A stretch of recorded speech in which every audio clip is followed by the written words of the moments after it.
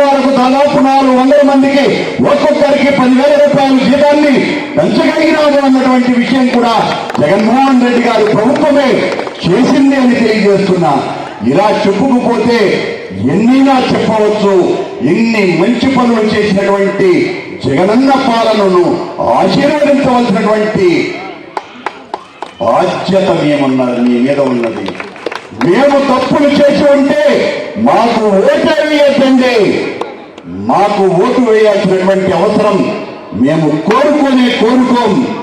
మీకు నేను చెప్పినంత నిజమని మీరు భావిస్తే, మీరు అందుకున్నటువంటి సౌలభ్యాలు, సౌకర్యాలు, తిరుపతి అభివృద్ధి, టీటీడీ ఉద్యోగస్తులకు జరిగినటువంటి మేళ్లు ఇవన్నీ కూడా నిజమైతే ఎస్ నువ్వు చెప్పింది నిజం, మేమందరము జగన్కే మద్దతు ఇస్తాం, మేమందరం కూడా జగన్కే ఓటు వేస్తాం. మేమే కాదు ఇక్కడికి వచ్చినటువంటి వాళ్ళం, బయట ఉన్నటువంటి ప్రతి ఒక్కరికి కూడా జగన్కే ఓటు వేస్తామని తెలియజెప్పే వాళ్ళంతా కూడా చేతులెత్తాల్సిందిగా మిమ్మల్ని అందరినీ సవినయంగా ప్రార్థిస్తున్నా. జై జగన్, జై జగన్, జై జగన్. Thank you. పెన్షన్ పంపిణీ కార్యక్రమానికి ముఖ్య అతిథిగా విచ్చేసినటువంటి తిరుపతి శాసనసభ్యులు కరుణాకర్ రెడ్డి గారికి, డిప్యూటీ మేయర్ ముద్రనారాయణ గారికి, నా సహచర కార్పొరేటర్లకు, ఇక్కడికి విచ్చేసినటువంటి సోదర సోదరీమణులకు, అవ్వలకు, తాతలకు అందరికీ పేరు పేరున నా హృదయపూర్వక నమస్కారాలు. శాసనసభ్యులు కరుణాకర్ రెడ్డి గారు మాట్లాడుతూ ఈ 5 ఏళ్ల కాలంలో వైఎస్ఆర్ కాంగ్రెస్ పార్టీ ప్రభుత్వం, జగనన్న ప్రభుత్వం ఏ విధంగా రాష్ట్ర ప్రజలందరికీ చెప్పిన ప్రతి హామీని నిలబెట్టుకుంటూ ప్రవేశపెట్టినటువంటి సంక్షేమ పథకాల గురించి చక్కగా వివరించారు. ఇంతకు ముందు ఇక్కడున్న చాలా మంది పెన్షన్ తీసుకోవాలనుకుంటే ఎక్కడో ఒక చోట ఇక్కడి నుంచి సుదూరంగా పోయి ఒక గవర్నమెంట్ స్కూల్లో ఉదయం నుంచి సాయంత్రం వరకు వేచి ఉండి, కొన్ని సందర్భాల్లో అయితే చాలా మంది పెద్దవాళ్ళు స్పృహ తప్పి పడిపోయినటువంటి సందర్భాలు కూడా చాలా ఉండేవి. ఆ కేవలం అతి తక్కువ పెన్షన్ ని అందుకోవడం కోసం అన్ని రోజులు పడిగాపులు దాచినటువంటి వాళ్ళు. కానీ జగన్మోహన్ రెడ్డి గారి ప్రభుత్వం వచ్చిన తర్వాత సచివాలయ వ్యవస్థను తీసుకుని వచ్చి ఒక వాలంటీరే నేరుగా మీ ఇంటికి వచ్చి ఉదయం 5 కల్లా కూడా పెన్షన్ ఇవ్వగలిగారంటే ఆ ఘనత పూర్తిగా జగన్మోహన్ రెడ్డి గారికే దక్కుతుంది.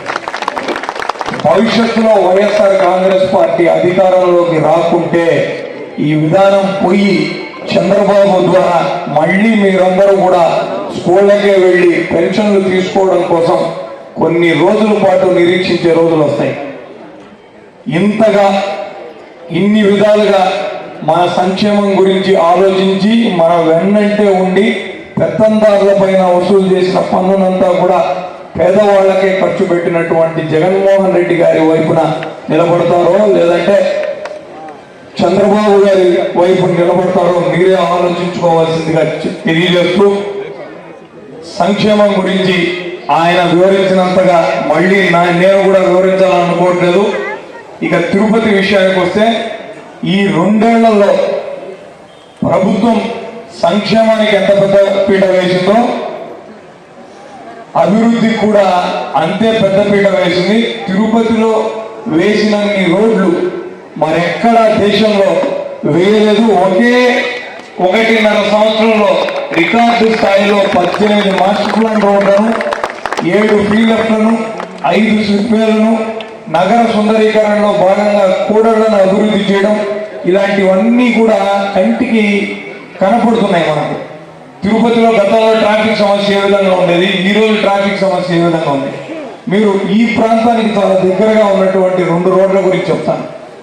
చెన్నారెడ్డి కాలనీ శ్మశానాల వైపు నుంచి హరే రామ హరే కృష్ణ రోడ్డుకు ఒక రోడ్డు మార్గాన్ని వేయొచ్చునని ఇక్కడ ఉన్నటువంటి వాళ్ళు ఎవ్వరు కూడా కల కూడా కలిగినారు. అలానే ఇక్కడి నుంచి ఎస్పీజేఎన్ఎం స్కూల్కు ముందు ఓ 40 అడుగుల రోడ్డును మెడికల్ కాలేజ్తో అనుసంధానం చేయగలిగాం. మెడికల్ కాలేజ్ నుంచి ఎవరైనా బయలుదేరి సత్యనారాయణపురానికి పోవాలంటే ఈ కొత్తగా వేసినటువంటి రోడ్ల నుంచి వెడల్పు చేస్తున్నటువంటి అన్నారావు సర్కిల్ రోడ్డు నుంచి సత్యనారాయణపురం మాస్టర్ ప్లాన్ రోడ్డు మీదుగా జీవకోనకు ఇప్పుడు చేరుకోవడం 5 గంటల 5 నిమిషాలు. ఇలా ప్రతి మూల ఏదో ఒక చోట తిరుపతిలో రోడ్లు ప్రజలకు అందుబాటులోకి రాగలిగే సౌకర్యవంతమైనటువంటి ప్రయాణాన్ని ప్రజలకు వైఎస్ఆర్ కాంగ్రెస్ పార్టీ అందించగలిగింది. సకాలంలోనే శ్రీనివాస సేతు ఫ్లైఓవర్ని నిర్మించగలిగాం.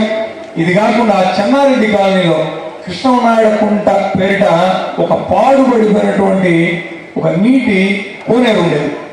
మీరు ఇంత దూరం వచ్చారు కాబట్టి ఈ మీటింగ్ అయిన తర్వాత ఒక్కసారి దాన్ని పోయి పరిశీలించండి. అత్యాధునికమైనటువంటి హంగులతో అద్భుతంగా ఒక కోనేరు నిర్మించి అది ప్రజలకు అందుబాటులోకి తీసుకురాగలిగినాం. కేవలం ఆ కోనేరును ఏదో ఒక వ్యవసాయం కోసము అటు ఇటు తిరగడం కోసం వాడుకలోకి తీసుకురాలేదు. తద్వారా చెన్నారెడ్డి కాలనీ పరిసర ప్రాంతాల్లో భూగర్భ జలాలు కూడా చాలా మటుకు పెరిగాయి. బోర్లలో ఎక్కడ కూడా నీళ్లు ఎండిపోనీయకుండా చేసినటువంటి ఘనత కూడా వైఎస్ఆర్ ముందు కరుణాకర్ రెడ్డి గారు చెప్పారు. ఎన్నో దశాబ్దాలుగా తిరుపతి నగర వాసులను పట్టి పీడిస్తున్నటువంటి 22A సమస్య సమ్ ఏరియాలు అలానే చాలా చెప్పుకోదగ్గటువంటి ప్రాంతాల్లో 110 ఎకరాలకు సంబంధించిన సర్వే నెంబర్లు ఈ 22A కింద నలుగుతూ వచ్చాయి. వీటన్నిటినీ లిఫ్ట్ చేసి 7,500 మందికి శాశ్వత ఆస్తి హక్కును కల్పించినటువంటి ప్రభుత్వం కూడా వైఎస్ఆర్ కాంగ్రెస్ పార్టీ ప్రభుత్వం ఉందేనని తెలియజేస్తున్నాను. ఇప్పించింది కూడా వైఎస్ఆర్ కాంగ్రెస్ పార్టీ ప్రభుత్వం అన్న విషయాన్ని మీకు గుర్తు చేస్తున్నాను.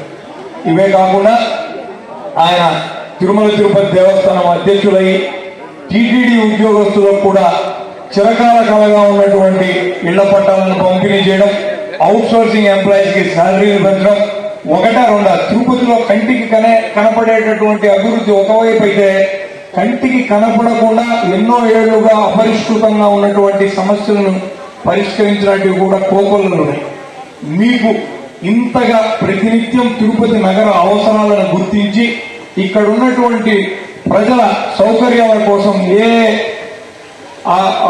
అభివృద్ధి కార్యక్రమాలు చేపట్టాలో నిత్యం వాటి గురించి ఆలోచిస్తున్నటువంటి మాలాంటి వాళ్లను తిరిగి ఎన్నుకోవాలనుకుంటున్నారా, లేదంటే ఎన్నికల సమయం నాటికి కుల ప్రస్తావన తీసుకొని వచ్చి కులాల కుంపులాటలో ముంచేసేటటువంటి అధమ స్థాయి రాజకీయ నాయకుల గురించి మీరు ఆలోచిస్తారన్న విషయాన్ని మీకే వదిలేస్తూ నాకు ఈ అవకాశాన్ని ఇచ్చినటువంటి పెద్దలందరికీ మరోసారి కృతజ్ఞతలు, ధన్యవాదాలు తెలియజేసుకుంటూ సెలవు.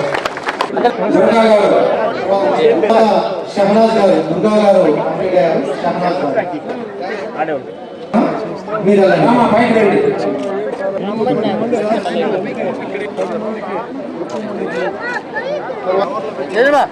వల్లెమ్మ గారికి ప్రీతమ శాసనసభ్యులు, అధ్యక్షులు ప్రతి ఒక్కరూ